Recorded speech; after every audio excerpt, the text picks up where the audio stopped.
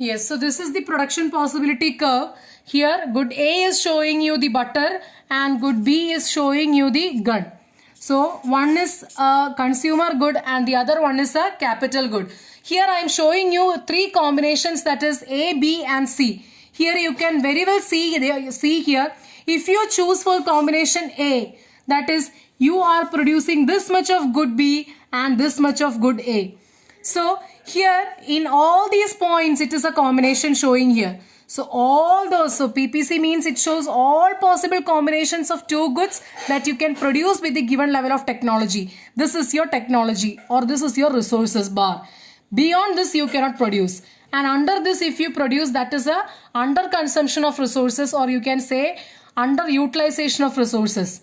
So here combination A means this much of good B and this much of good A. Here itself very well you can see here, for producing this much of good B you have to sacrifice this much of good A, or you can only produce this much of good A. Now if you are moving to combination B here, combination B is this much of B. So for producing an additional this much unit of good A, you are sacrificing this much of good B. So this is the sacrifice ratio here. That is called opportunity cost. Again, if you are moving to combination C, you have to sacrifice this much of good B to get this much of good A. So additional unit, if you have to get an additional unit of one good, you have to sacrifice some amount of production of another good. That is called PPC. So PPC shows all possible combination of two goods that can be produced with the given level of technology.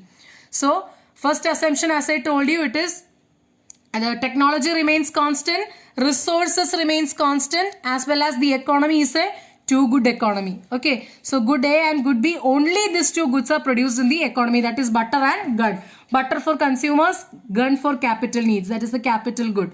So here if you take all these combinations, you can see it is giving a combination, or there is a opportunity cost involved in every point of combination. So the slope of PPC is called opportunity cost, or you can say here it is MRT, that is marginal rate of transformation. Marginal rate of transformation means it is the rate at which one good is sacrificed to obtain some amount of another good. Okay, so that is MRT, that is marginal rate of transformation. Don't forget it, marginal rate of transformation, or simply you can call it as opportunity cost. Every point or every combination in the PPC shows you a sacrifice ratio. That is why slope of PPC is called opportunity cost or MRT, that is marginal rate of transformation. Then coming to the PPC, that these are the assumptions, as well as this is the PPC, the marginal rate of transformation and opportunity cost. So this is the basic introduction to PPC. I hope it is clear to all of you. So this is PPC. And one more thing I have to tell you is, suppose here it is a point O and here it is a point Z. So as I mentioned earlier itself, O point is unattainable. That is because these resources are unattainable for the economy, because resources are ending here. This is the limitation of resources for that economy. So this is unattainable, or you can say that it is overutilization of resources. And point Z, if you produce here, see, point Z, if you produce here, this much of resources are unutilized. So you can say here, this is underutilization of resources or misutilization of resources. So point Z and point O is a disequilibrium kind of points, and all those points on the PPC gives you equilibrium points. That is full resources, full utilization of resources.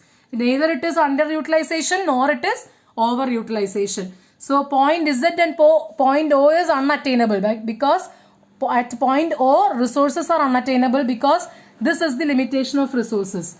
At point Z it is unattainable because it is underutilization of resources. That means this much of resources is left unused. Okay, so this is basic introduction to PPC.